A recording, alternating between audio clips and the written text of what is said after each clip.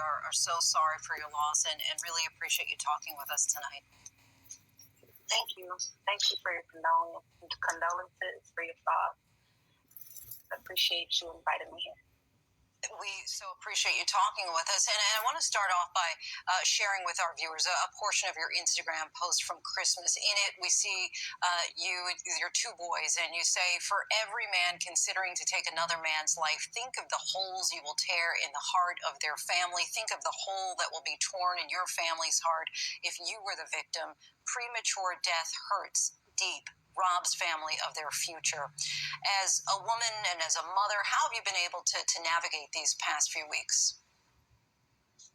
You know, it's been extremely difficult.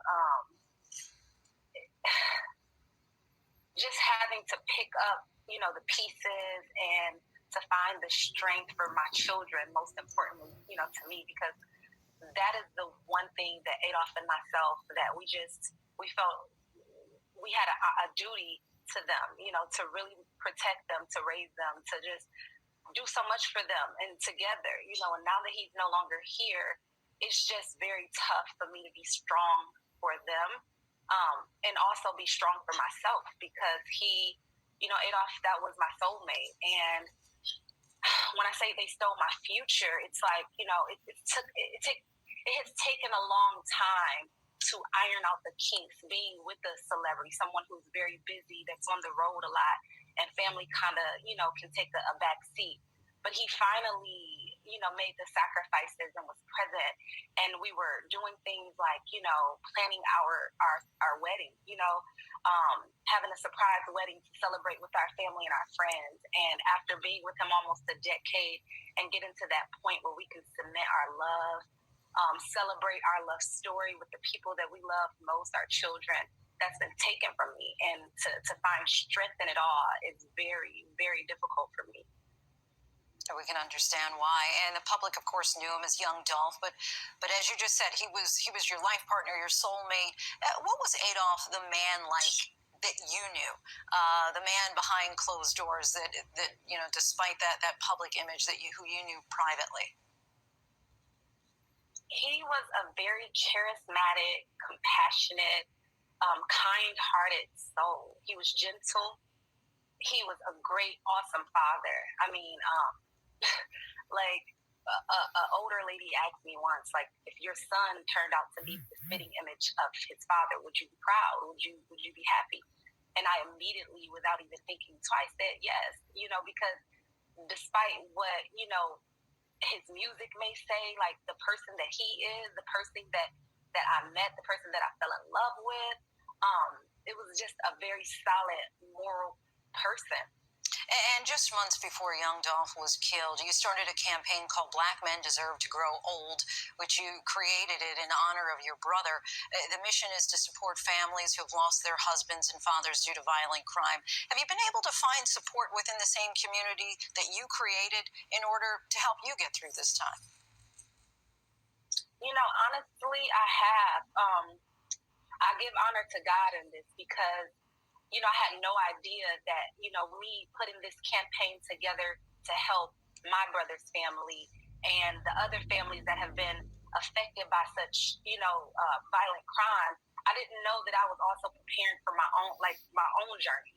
And I have received an outpour of support from, fans to different celebrities to, just everyone has been very supportive, sending the kindest notes to my team to relate to me, just being very supportive.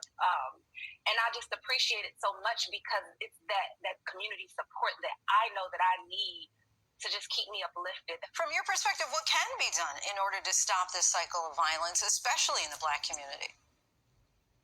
I think one thing that we really need to do more of, I'm not going to say it's not being done, but mental health in the Black community is something that we must address. So many people are walking around traumatized. They have bottled up anger. They have bottled up emotion that they have nowhere to they don't have anything to do with it. And they make rash decisions. I think also, restoring Black family within our community.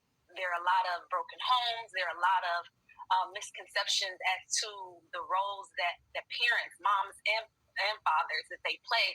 And, I think that it's a restoration of Black families in the Black community. And so, even through Mommy Yo, how Black Men Deserve kind of just was birthed is through Mommy Yo, the mom and CEO, which is a brand that I started to help to restore the Black family, doing things and, cook meals, come together, pray together, do different things to cultivate family.